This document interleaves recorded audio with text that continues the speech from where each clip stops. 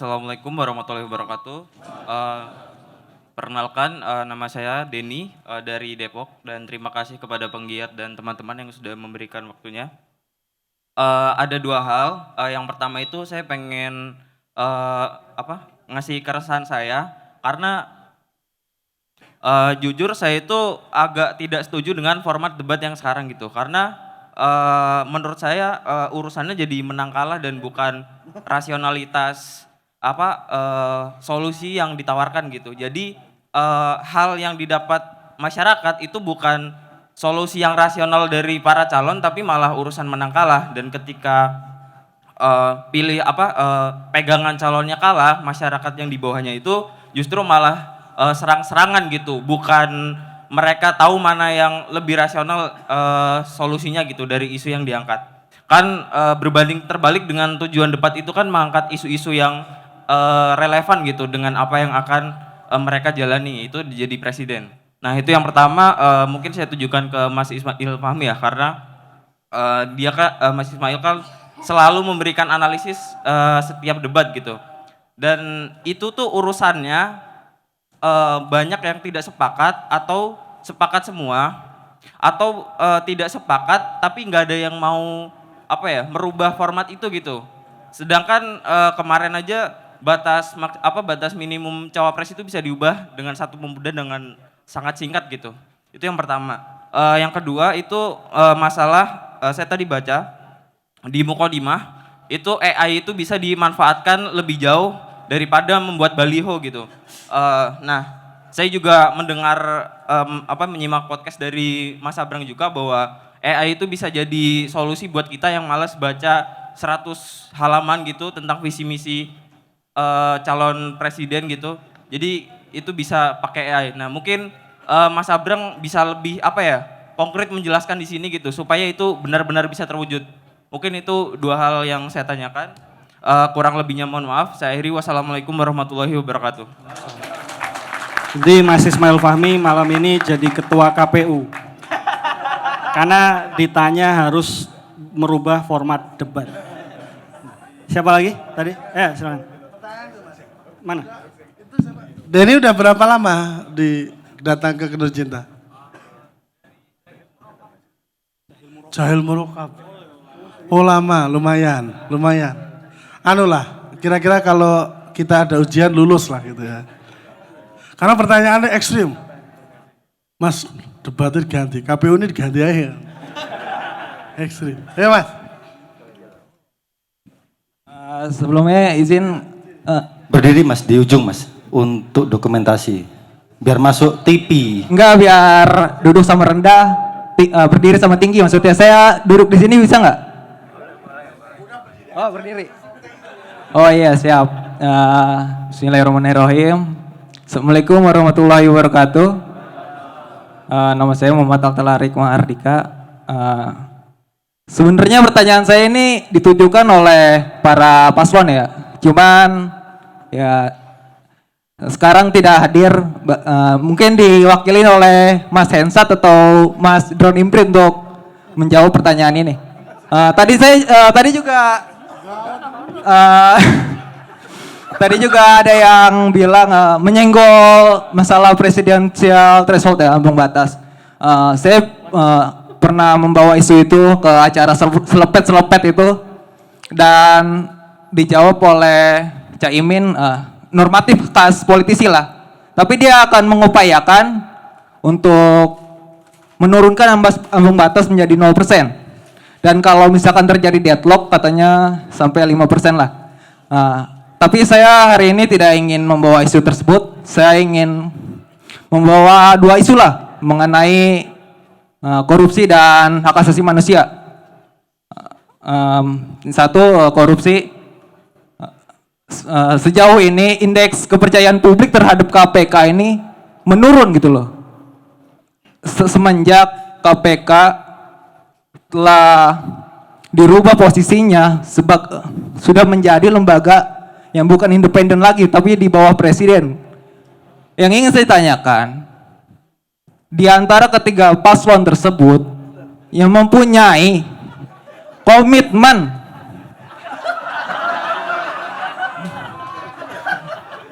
Saya ulangi, di antara menurut analisis pengamat nih, Mas Hensat yang saya kagumi juga nih sebenarnya nih.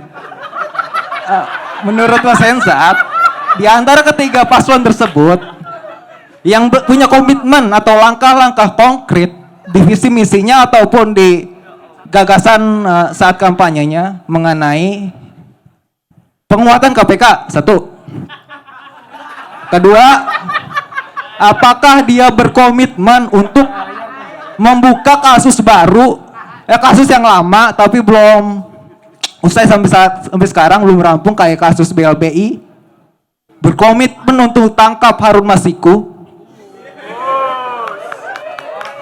dan The Legend, Edi Tansil. Oke, belum, kan ada 2 isu. Yang kedua mengenai hak asasi manusia. Saya lumayan aktif bermain sosial media. Saya menemui di salah satu platform sosial media, katanya mengenai isu HAM ini digulirkan hanya masa pemilu saja. Ini menurut saya logika fallacy gitu loh, kesesatan berpikir yang mengesampingkan nyawa manusia. Bagaimana saudara, cerita sedikit, kemarin saya ikut mengawal persidangan Aris Azhar ya dan Fathia. Alhamdulillah ternyata demokrasi masih berpihak kepada people power gitu loh. Dia dinyatakan bebas setelah problemnya dengan Lord Luhut. Oke, pertanyaannya. Yang pertama, komitmen KPK di antara 3 paslon ini bagaimana di antara 3 paslon mengenai penuntasan hak asasi manusia masa lalu gitu loh. Kayak kasus Semanggi, Tanjung Priok, Talang Sari, Trisakti dan lain-lainnya lah. Kasus Munir dan Marsina dan lain-lain. Oke, sekian, terima kasih. Wassalamualaikum warahmatullahi wabarakatuh. Umur berapa, Mas? Oh, 25. Mas, pas lahir 98. Ya kan? Berat. Mewakili. Satu lagi mana? Satu lagi mungkin. Perempuan. Perempuan dulu, perempuan. Ayo monggo, perempuan. Masuk TV loh. Ya kalau nggak masuk TV masuk penjara. Ayo. Ayo perempuan. Ayo. Supaya bisa direspon. Ayo monggo Mbak. Anu loh. Ini berat loh. Ini pertanyaan berat-berat loh. Iya. Satu mewakili paslon. Nah itu tutup paslon loh. Iya makanya Mas Hensat berat mikirnya ini habis ini. Ayo Mas, kalau nggak yang belakang jangan depan. Yang paling belakang. Ayo cewek. Laki, kalau enggak ya laki jadi cewek. Pinjam kerudung ya. Ayo Udah. yang cewek. Wes rano ikut Ya wes, ini Mas. monggo, Mas. Yuk, monggo Mas. Sing ngancung mau ya. Terpaksa nih Mas. Didi, sini tuh Mas, situ Mas. Biar syutingnya imbang Mas.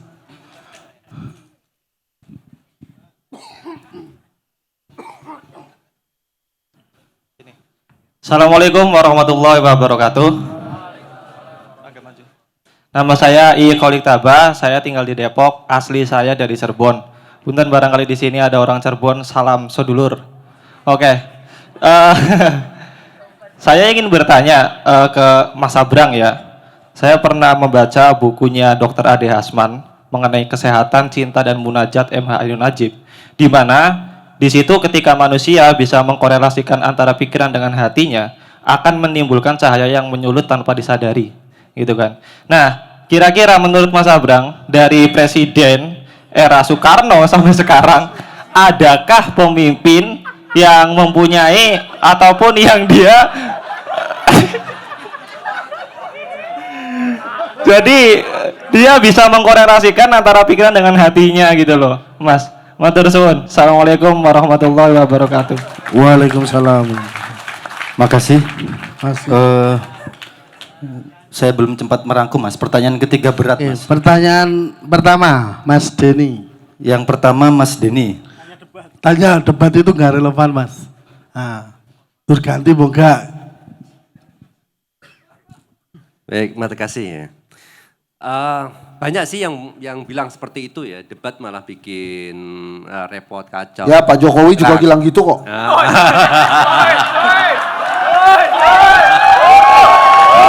Oh iya serius loh, ngomong gitu. Harus diubah nih formatnya.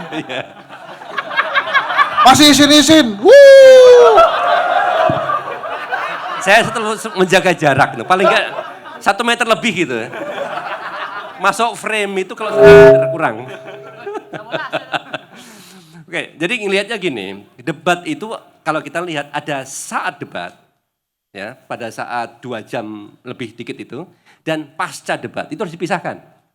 Pada saat debat itulah reaksi respon yang terjadi. Kemudian kalau di televisi, kebetulan beberapa kali drone emprit itu sejak debat pertama sampai debat 5 itu ada di 3 stasiun TV. CNN, Metro, sama ID Times.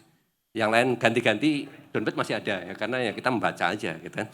Nah, kemudian kita lihat sebetulnya yang dikomentarin, kebetulan salah satu itu oleh pengamat, itu bagus sebetulnya. Mereka nggak lihat ini citranya seperti apa si capresnya, tapi gagasannya. Dievaluasi betul sebetulnya pada saat itu ya, pada saat itu. Respon publik juga sama, natural pada saat itu. Bagus ya bagus, enggak. Nah, sekarang pasca debat ini, pasca debat itu udah lain cerita. Itu sudah liar. Dan pasca debat itu yang memainkan siapa? Tim sukses, publik, buzzer, masyarakat umum, dan segala macam itu akhirnya bertempur kita di sana. Pasca debat, jadi harus dipisahkan. Ya. Kalau debatnya sih bagus, pasca debatnya ini. Ketika capresnya bagus, menang ya, diamplifikasi bagus. Ketika capresnya kalah, jadi bilang debatnya nggak bagus.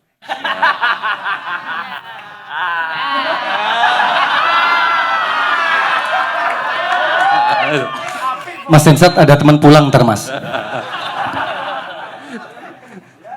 Kan semuanya kan begitu gitu ya. Nah, makanya di sini kita harus dilatih, bangsa ini harus dilatih sebetulnya dengan debat-debat ini.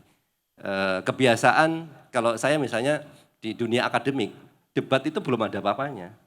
Biasa kita dipisahkan antara emosi sama pikiran. Harusnya terbiasa seperti itu. Tadi kalau menyatukan pikiran dan hati ya, ini harus dipisahkan. Ya, dipisahkan. Debat ya debat aja, jangan bawa emosi. Itu kalau di dunia akademik ya gitu. Nah, cuma ini masalahnya kan bukan dunia akademik, dunia publik.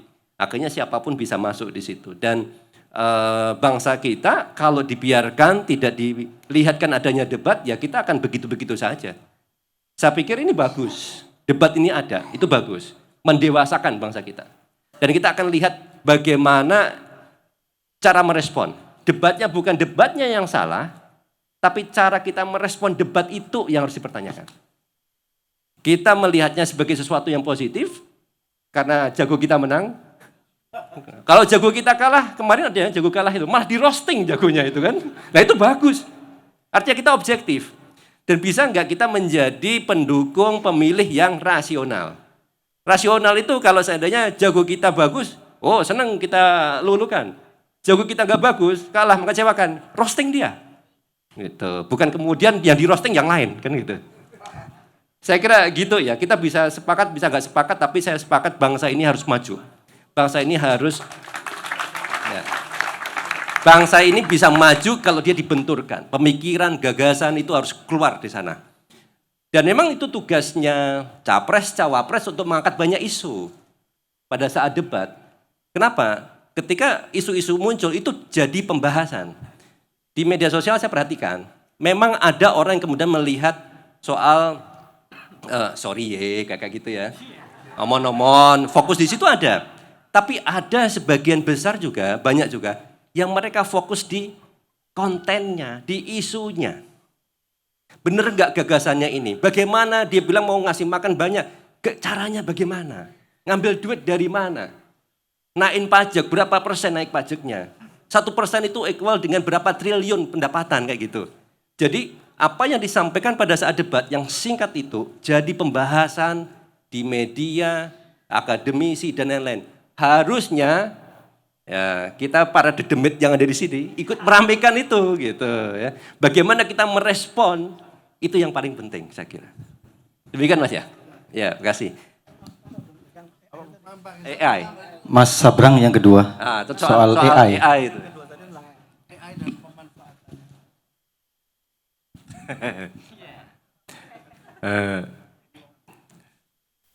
Tak sambung dulu debat menurut saya ya.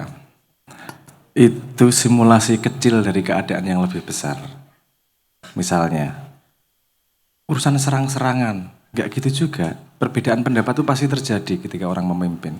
Kita bisa lihat respon para pemimpin kepada dalam tanda petik musuh debatnya.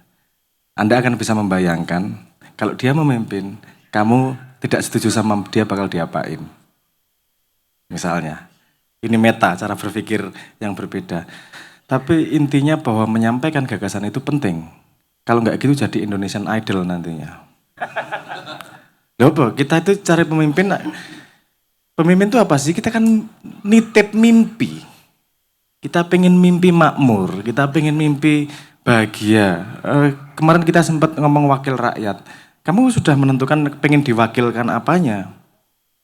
Pengen sugih, sudah diwakili para wakil rakyat. Sudah tunai tugas dia. Kamu pengen istri 4, udah diwakili. Pengen tiap tahun naik haji, diwakili. Kan pentingnya logik itu kemudian kita tentukan nih, kalau wakil rakyat apa sih yang pengen kita wakilkan? Kalau saya sih pengen mewakilkan masalah. Masalahku kok gini, saya pengen tahu, kalau dia menghadapi masalah saya gimana ya? Kalau dia ternyata memperjuangkan hal yang sama masalah saya pilih, jelas. Saya menitipkan masalah kepada pemimpin, menitipkan mimpi kepada pemimpin. Kalau kita tidak tahu apa yang ada di kepala para calon pemimpin, mau titip karo sopo? Kan gitu. Jadi prosesnya utamanya adalah gimana kita bisa memilih orang yang bisa kita titipi mimpi atau masalah itu. Salah satu metodologinya adalah debat. Dan analisis Mas Fahmi tadi sudah sangat lengkap untuk menghadapi debat itu seperti apa. Tapi bukan berarti tidak ada cara lain loh. Cara memilih pemimpin itu berkembang sepanjang masa dan berbeda-beda di area yang berbeda. Ono sing misalnya tangannya dilebokke, sapa sing paling tahan dicokot. Apa sih? Bukan ular, apa? Semut, bulet semut itu. Semut peluru sing jarene loro banget nek nyokot itu, yang paling tahan dadi pemimpin, gagah. Oke, itu penemuan dari society tersebut. Ketika yang dibutuhkan dalam society tersebut adalah orang yang kuat, mampu membuktikan istiqomahnya menghadapi masalah yang sangat besar, yang sangat sakit, dia mampu, itu yang dianggap sebagai penanda, boleh, nggak masalah. Kebetulan dunia modern ini sudah mengandalkan gagasan dan akal. Tidak hanya urusan fisik, sudah naik derajatnya. Makanya perlu kita pengen tahu isi kepalanya gimana sih. Ngadepin masalah yang sama, si A responnya gimana, si B responnya gimana, si C responnya gimana sih. Nah, setelah itu setelah selesai debat, respon berikutnya liar, resmbuh. Nah, tadi saya pengen menjawab AI. AI itu alternatif dari pengen tahu isi kepala dari para calon itu tadi. Kan bisa lewat debat, juga menyampaikan dokumen-dokumen, bisa kita baca. Cuman untuk generasi kita yang terbiasa membaca, satu tweet, kok kayaknya berat baca 200 halaman gue. 280 karakter, itu terus suruh baca 200 halaman. Saking malesnya nge-like aja dibikin user interface double klik udah nge-like. Itu saking malesnya gue ngesernya jempol gue. Itu orang-orang tahu, yang para pembuat aplikasi itu tahu mengakomodasi kemalasanmu. Efeknya kemudian adalah teknologi-teknologi itu beradaptasi. Nah, AI ini salah satunya bisa adaptasi untuk melihat isi kepala mereka dari program-program yang dituliskan dalam manifesto politiknya. Mungkin bukan isi kepalanya ya, minimal isi tim sesnya. Isi kepala tim sesnya. Loh, jangan dianggap enteng juga. Kalau dia menyetujui, artinya dia bertanggung jawab terhadap ide itu. Jangan bayangkan satu orang tahu semuanya. Nggak semua orang Sabrang.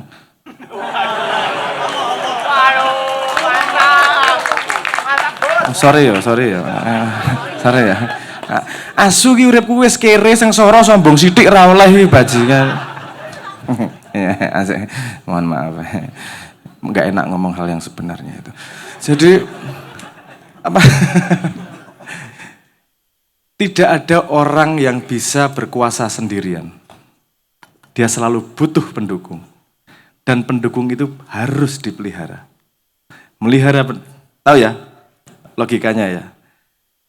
Nggak bisa berdiri sendiri, harus ada pendukung. Pendukung itu kenapa dia bisa kuat jadi pendukung? Karena dia ada pendukung di bawahnya. Kita sebut sebagai kunci-kunci, peraturan untuk para rules for rulers. Peraturan untuk para pemimpin, dia selalu harus bisa menjaga kunci-kunci pendukungnya itu. Sehingga harus dibikin senang dan seterusnya. Anda membayangkan KPK harus lurus dan segala macam, gak ono yang lepas dari kepentingan. Semua pasti ada konstelasi yang lebih besar di situ. Kita dengan gagasan itu ya setuju, pengennya kan ya apik independen. Apik-apik wong. Nek bojone nesu, ya sok-sok miring uteke.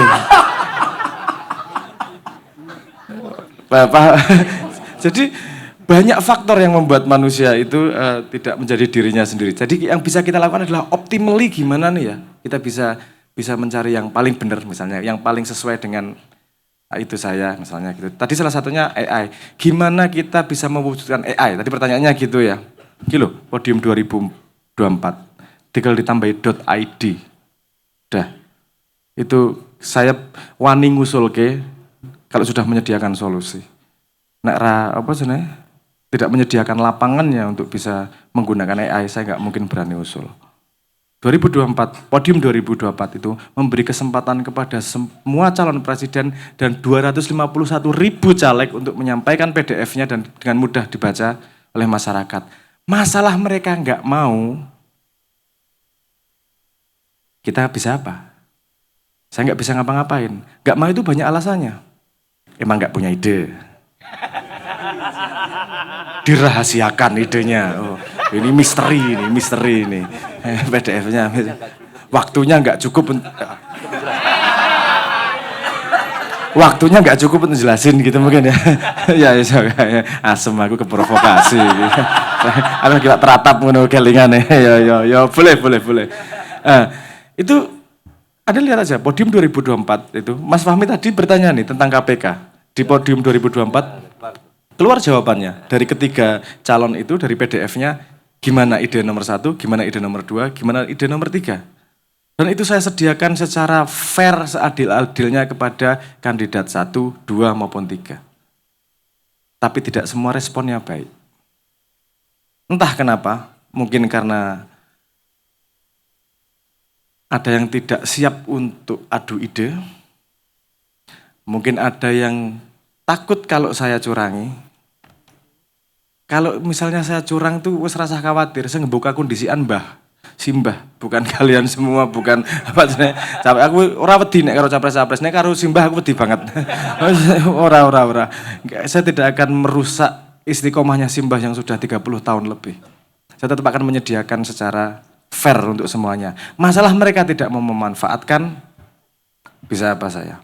Tapi jangan lupa semua kandidat itu juga punya, semua caleg terutama itu pasti punya visi misi.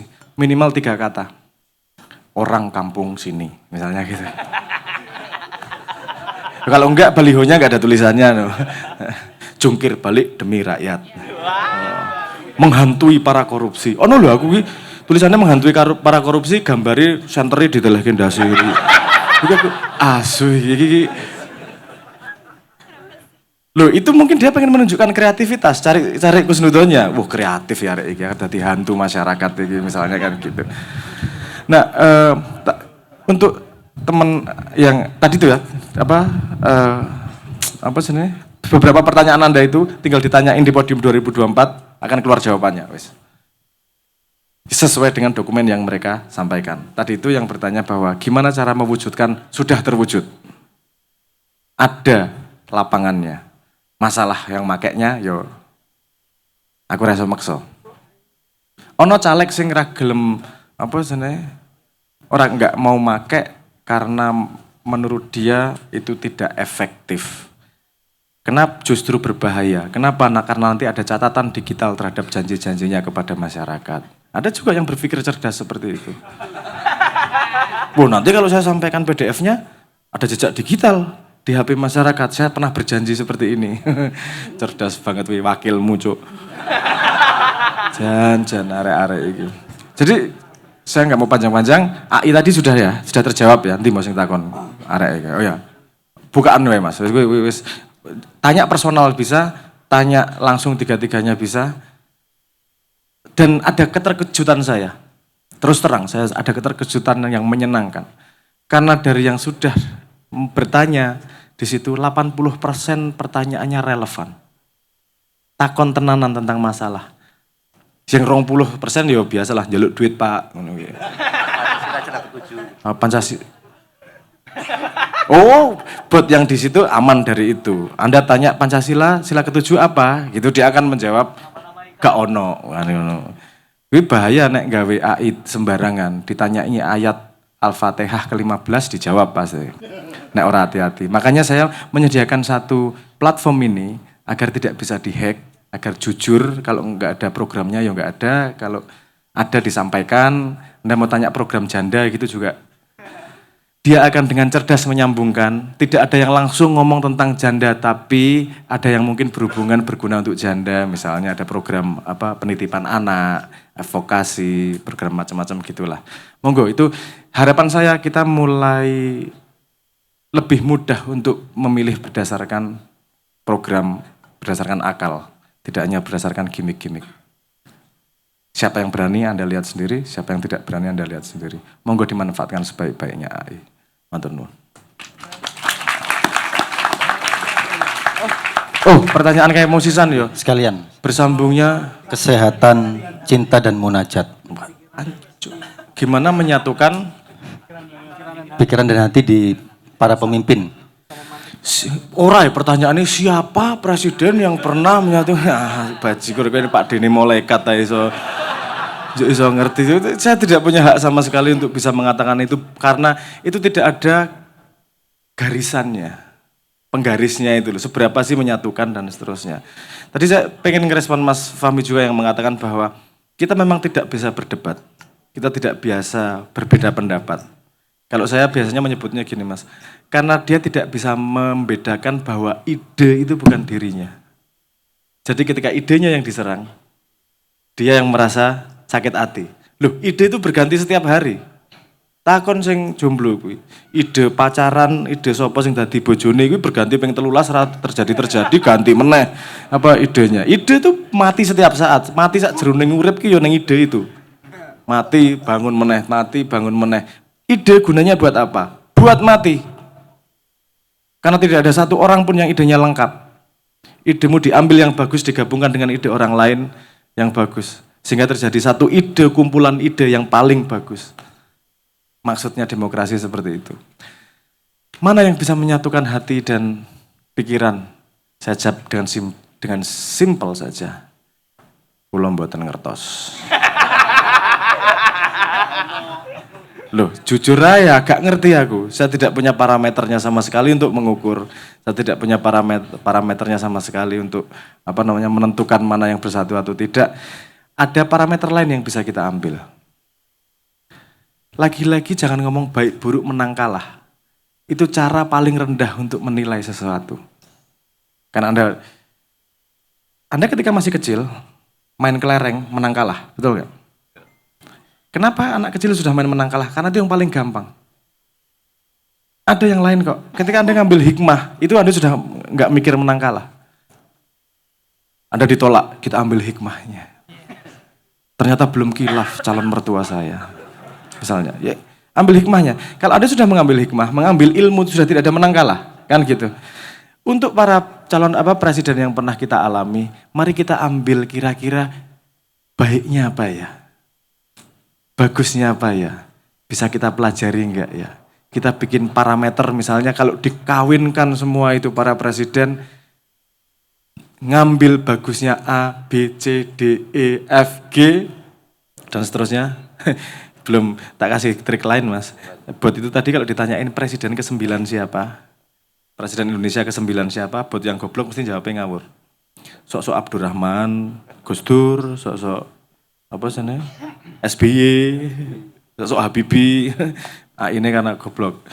Jadi saya balik itu tadi.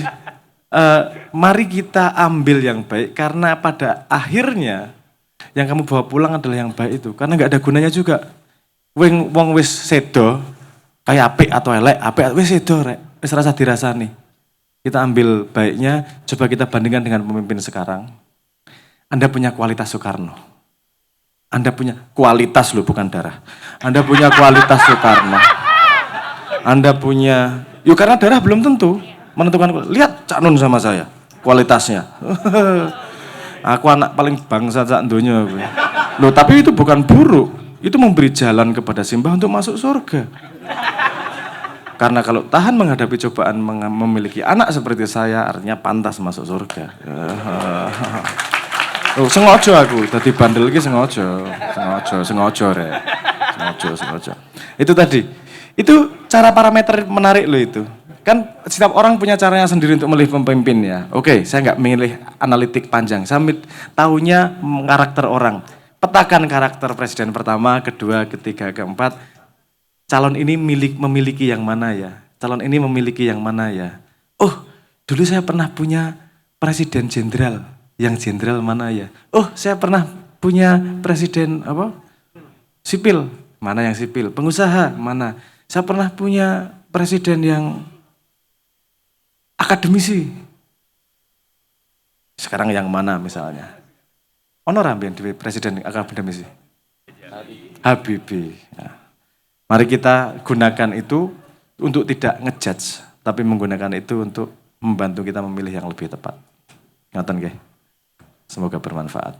Matur nuwun.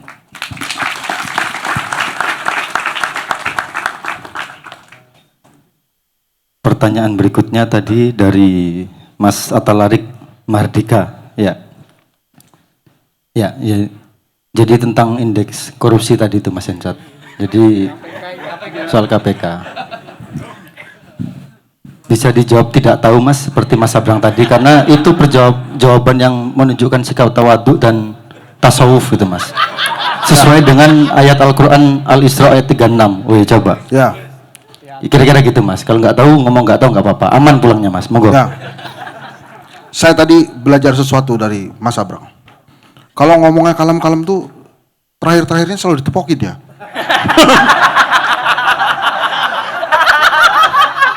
Itu ternyata intinya. Nggak usah panjang lebar, Mas Fahmi. Kalem. Saya yang debat itu tadi dulu ya. Wah, saya nggak setuju nih format debat yang sekarang. Itu ya. Canggih loh itu Mas Gibran tuh. Kan kasih singkatan-singkatan ya. Seset. Wah. Bapaknya langsung, wah, gak bisa nih. Nanti cawapres yang lain balas dendam. Bikin aturan gak boleh singkatan-singkatan. Oh, gak bisa balas dendam. Pokoknya asik. Jadi kalau teman-teman gak suka debat, yang format debat sekarang, terus gak tahu mesti ngapain gitu ya, gampang. Ini sekarang yang ngatur debat nih siapa? KPU. Di pemerintahan siapa? Hah? Takut. Kita kalau diculik-culik bareng dong. Aduh. Pemerintahannya siapa? Jokowi. Pak Jokowi. Pak Jokowi punya jagoan nggak? Nah, itu kan udah kejawab. Kalau milihnya sama jagoannya, nanti 5 tahun lagi debatnya gitu lagi, nggak seru lagi. Jadi kalau nggak suka debat yang sekarang, ini saya mengarahkan ya, kelihatannya terlalu kelihatan ya mengarahkannya ya. Pokoknya gitu deh, ya. Debat itu memang teman-teman itu tentang show, tentang pertunjukan. Nggak terlalu peduli orang substansinya. Ya, jadi setujunya itu sama show-shownya itu loh. Sorry omon-omon, melet-melet, ya kan? Boleh nggak? Ya boleh aja. Mungkin bisanya begitu. Ganti topik ya? Aduh. Ya. Nama saya Parwoto. Berubah lagi. Aduh. Tadi ya tentang KPK. Calon mana yang paling berani memberantas korupsi? Aduh, saya nggak tega ngomongnya ya. Siapa calon yang paling berani memberantas korupsi? Saya bahas satu-satu lah. Jangan teriak. Tapi tadi saya ngomong ya satu-satu ya. Saya jawab, saya bahas semuanya. Mas Anies bilang begini, saya akan revisi undang-undang KPK. Wow. Ya, keren nggak? Ya, gitu. Saya akan revisi undang-undang KPK. Wah, bagus. Mas Ganjar mengejutkan tuh kemarin. Dia tuh berani bilang, saya akan miskinkan koruptor. Wah, seolah-olah tuh dia nggak terlibat korupsi ya. Jatuh. Itu artinya pemimpin yang berani ambil resiko. Ya, berani. Artinya apa? Dia mau pengumuman, gue nggak terlibat loh, bagus. Pak Prabowo, ya saya setuju ya. Nah, itu kan saya cerita beneran. Ya, jadi kalau tadi pertanyaannya siapa yang paling berani memberantas korupsi? Hah? Saya nggak mau nyebut. Jadi gini teman-teman. Ini persoalan gampang-gampang susah memang kita memilih pemimpin kita. Ya. Dibawa gampang aja. Yang kira-kira enak buat kita aja, gitu ya. Kalau nggak ada yang enak, ya pilih salah satu. Jadi dipilih salah satu. Kalau juga udah deh, nanti saya kampanye nih lama-lama. Jadi teman-teman, segala unek-unek itu pasti ada jawabannya. Terserah teman-teman jawabannya itu gimana. Mana capres yang paling suka. Saya pernah ngomong di TV nih. Saya akan pilih calon presiden yang bisa bikin tabungan saya nambah. Wow, asik kan? Ada yang protes? Ada. Materialistik loh lo. Masa selalu diukur dengan materi-materi gitu. Terus mau apa lagi kita ukurnya? Kan nggak mau kita semuanya diwakili sama wakil rakyat ya. Kayak tadi Mas Abrang bilang. Jadi gitu teman-teman. Jadi kita tonton ini para cawapres-capres ini kan tinggal sekali lagi nih. Cawapres tinggal sekali, capres tinggal sekali. Kita lihat aja. Kelihatan kok mana yang paling enak dipilih. Ya. Mau pilih 1 boleh. Mau pilih 3 silakan. Mau pilih 2 pikir-pikir lagi lah. Ya kan dipikirin bos. Gue gak salah kan. Dipikir lagi gitu. Maksudnya cari yang paling tepat. Di antara 1, 2, dan 3. Ya. Jadi gitu. Saya baru inget ya. Kalau ternyata lagu Permintaan Hati itu serem ya. Buat acara ini terutama. Karena ada kata-kata aku hilang.